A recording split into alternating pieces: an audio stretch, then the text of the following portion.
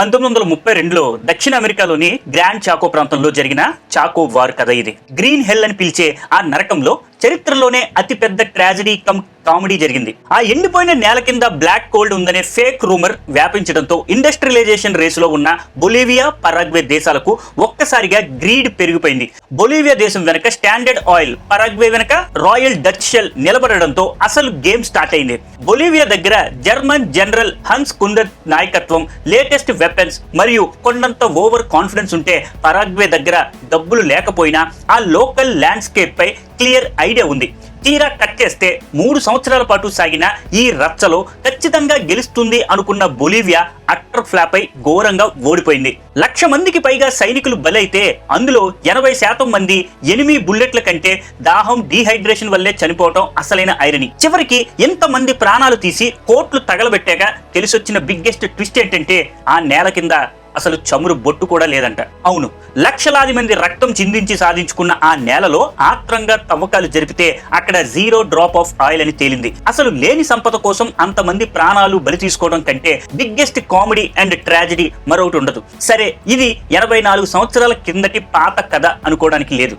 ఎందుకంటే same scene ఈ రోజు కూడా రిపీట్ అవుతోంది. గ్యాస్ కోసం ఒకడు, ఆయిల్ కోసం ఇంకొకడు, అన్ని మాకే కావాలని మరొకడు. ఇలా ప్రపంచం మొత్తం న్యాచురల్ రీసోర్సెస్ కోసం ఎగబడుతోంది. ఓవైపు క్రిటికల్ మినరల్స్ ని హోల్డ్ చేస్తూ China global blackmailing start చేస్తే, ఇంకోవైపు గల్ఫ్ కంట్రీస్ ఆయిల్ ని నమ్ముకుని తమదైన జియో పొలిటికల్ గేమ్స్ ఆడుతున్నాయి. మరి ఈ మైండ్ గేమ్స్ లో అమెరికా లాంటి సూపర్ పవర్ ఎలా పావులు కదుపుతోంది? అసలు ఈ రీసోర్స్ వార్ మధ్యలో ఇండియా పొజిషన్ ఏంటి అనేది ఈ వీడియోలో క్లియర్ గా తెలుసుకుందాం. వీడియో నచ్చితే తప్పకుండా షేర్ చేసి ఛానల్ ని సబ్స్క్రైబ్ చేసుకోండి. వరల్డ్ లోనే హైయెస్ట్ ఆయిల్ రిజర్వ్స్ ఉన్న కంట్రీ వెనిజులానే అయినా అక్కడ ఉన్నది హెవీ క్రూడ్ కావడంతో స్పెషల్ రిఫైనరీలు లేకపోతే ఆ ఆయిల్ పనికి రాకుండా పోతుంది. దీంతో వెనిజులా పప్పులు ఉడకపోవడంతో గ్లోబల్ మార్కెట్ ఫోకస్ మొత్తం సెకండ్ లార్జెస్ట్ రిజర్వ్ ఉన్న సౌదీ అరేబియా వైపు మళ్ళీ దాని డిమాండ్ ఆకాశాన్ని తాకింది. కానీ అసలు ఐరనీ ఏంటంటే 1930ల కంటే ముందు ఇదే సౌదీ అరేబియా అత్యంత పేద దేశంగా ఉండేది. అప్పట్లో మక్కా, మదీనాలకు వచ్చే యాత్రికుల ద్వారా వచ్చే ఆదాయమే వాళ్లకు ఏకైక ప్రైమరీ ఇన్కమ్ సోర్స్. పేదరికంలో ఉన్న సౌదీ రాజు అబ్దుల్ అజీజ్ ఇబ్న్ సాద్ కి అత్యవసరంగా డబ్బులు కావాల్సి రావడం, సరిగ్గా అదే టైంలో స్టాండర్డ్ ఆయిల్ ఆఫ్ కాలిఫోర్నియా అక్కడ ఆయిల్ కోసం తవ్వకాలు మొదలు పెట్టడంతో అసలు డ్రామా స్టార్ట్ అయింది. సంవత్సరాలు గడుస్తున్నా ఏమీ దొరక్క కంపెనీలు, పైసలు, పేషెన్స్ రెండు అడుగంటిపోతున్న టైంలో 1938 మార్చి 3న డమ్మం నెంబర్ 7 వెల్ ని కాస్త ఎక్కువ లోతుగా తవ్వగానే ఒక్కసారిగా బ్లాక్ గోల్డ్ ఉప్పొంగి పడింది. ఆ ప్రాస్పెరిటీ వెల్ సౌదీ తలరాతను శాశ్వతంగా మార్చేయడమే కాదు, రూజ్వెల్ట్ కన్ను కూడా దానిపై పడేలా చేసింది. రెండవ ప్రపంచ యుద్ధం ముగిసేసరికి ఆయిల్ ఉన్నోడే రాజు అని గ్రహించిన రూజ్వెల్ట్ 1945లో ఒక వార్షిప్ పై సౌదీ రాజుతో సీక్రెట్ డీల్ కుదుర్చుకున్నాడు.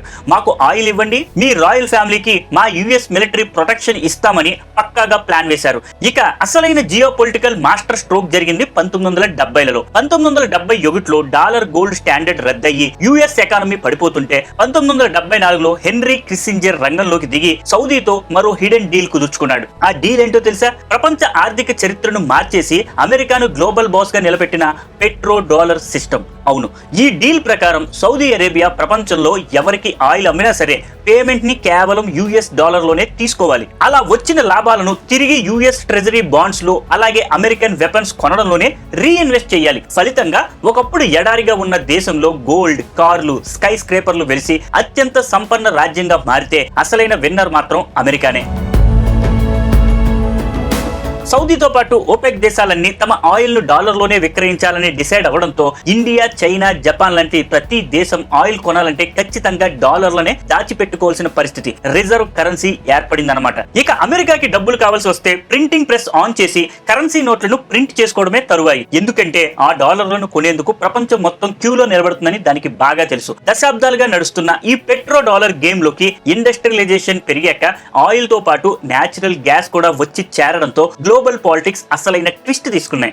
ఆయిల్ కంటే అత్యంత ఆసక్తికరమైన కథ ఈ నేచురల్ గ్యాస్ ది. దీన్ని ఆయిల్ కి చిన్న తమ్ముడిగా చూసినా ఈ రోజుల్లో గ్లోబల్ పాలిటిక్స్ మొత్తం దీని చుట్టూనే తిరుగుతున్నాయి. బొగ్గుతో పోలిస్తే సగం కార్బన్ ఎమిషన్స్ మాత్రమే ఇస్తుండటంతో ప్రపంచం మొత్తానికి ఇది ఒక పర్ఫెక్ట్ బ్రిడ్జ్ ఫ్యూయల్ గా మారింది. ముఖ్యంగా యూరప్, అమెరికాల్లో తీవ్రమైన వింటర్ సీజన్ లో గడ్డకట్టే చలి నుంచి ఇళ్లను కాపాడుకోవడానికి హీటింగ్ గ్రిడ్స్ నడవాలన్నా, అలాగే ప్రపంచ జనాభాలో సగం మందికి కడుపు నింపే యూరియా, ఫెర్టిలైజర్ తయారీకి కీలక కీలకమైన అమ్మోనియా ఉత్పత్తి కావాలన్నా ఈ గ్యాస్ ఉండాల్సిందే. ఒక్క మాటలో చెప్పాలంటే గ్యాస్ ఆగిపోతే global food security, steel, glass ఇండస్ట్రీలు కొలాప్స్ అయిపోతాయి. మరి ఈ గ్యాస్ సామ్రాజ్యానికి రాజు ఎవరో తెలుసా? వరల్డ్ లోనే హైయెస్ట్ 24% గ్యాస్ రిజర్వ్స్ ఉన్న రష్యా. మిగతా ఆయిల్ కంట్రీస్ లాగా రష్యా షిప్పులపై ఆధారపడకుండా సోవియట్ కాలం నుంచే తన స్టేట్ కంపెనీ గ్యాస్ ప్రోమ్ ద్వారా యూరోప్ అంతటా వేల కిలోమీటర్ల పైప్ లైన్ల నెట్వర్క్ ని పరిచేసింది. అందులో అత్యంత ఫేమస్ అయిన నార్డ్ స్ట్రీమ్ పైప్ లైన్ ద్వారా తన చీప్ గ్యాస్ మొత్తం యూరోప్ ను తన గ్యాస్ సరఫరా కంప్లీట్ గా అడిక్ట్ చేసింది.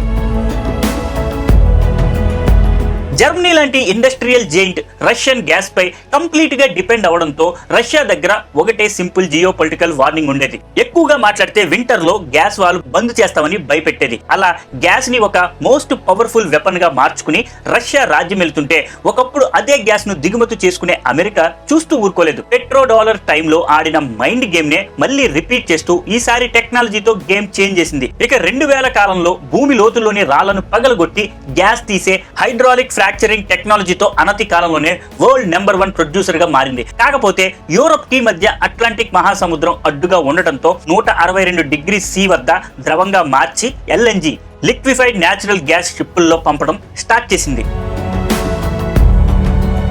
తీరా కట్ చేస్తే 2022 రష్యా ఉక్రెయిన్ వార్ మొదలవటం, యూరోప్ రష్యాపై శాంక్షన్స్ వేయటం, సరిగ్గా అదే టైంలో సముద్రం అడుగున ఉన్న Russia Nord Stream pipeline విచిత్రంగా పేలిపోవడంతో రష్యా గ్యాస్ సామ్రాజ్యానికి ఒక్క రాత్రిలోనే పొగబెట్టేశారు. ఇంకేముంది, చలికి గడ్డ కడుతున్న యూరోప్ ని కాపాడటానికి అమెరికా ఒక రక్షకుల్లా మెస్సైలా ఎంట్రీ ఇచ్చి తన LNG ఓడలను యూరోప్ వైపు మళ్లించింది. కాకపోతే ఆ గ్యాస్ ధర రష్యా కంటే 3 నుంచి 4 రెట్లు ఎక్కువ.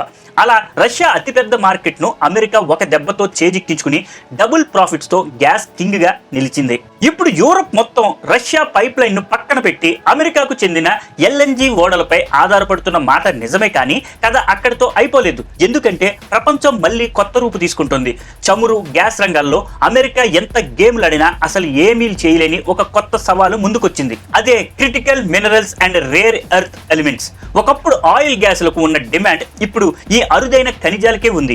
స్మార్ట్ ఫోన్ల నుంచి ఎలక్ట్రికల్ వెహికల్స్, విండ్ టర్బైన్లు, ఆఖరికి అమెరికా గర్వంగా చెప్పుకునే F-35 ఫైటర్ జెట్ల వరకు ప్రతి లేటెస్ట్ టెక్నాలజీకి ఇవే ప్రైమరీ లైఫ్ లైన్. అయితే ఈ విషయంలోనే చైనా సాధించిన అన్స్టాపబుల్ డామినెన్స్ వెనుక ఒక పక్కా వ్యూహం ఉంది. అమెరికాను మోకాళ్లపైకి తెచ్చేందుకు దశాబ్దాల పాటుగా డిజైన్ చేసిన మాస్టర్ ప్లాన్ ఇది. అసలైన ట్విస్ట్ ఏంటంటే రేర్ ఎర్త్. అంటే ఇవి భూమిపై అసలే దొరకవని కాదు, అమెరికా, ఆస్ట్రేలియా, చివరికి మన ఇండియాలో కూడా ఇవి సమృద్ధిగానే లభిస్తాయి.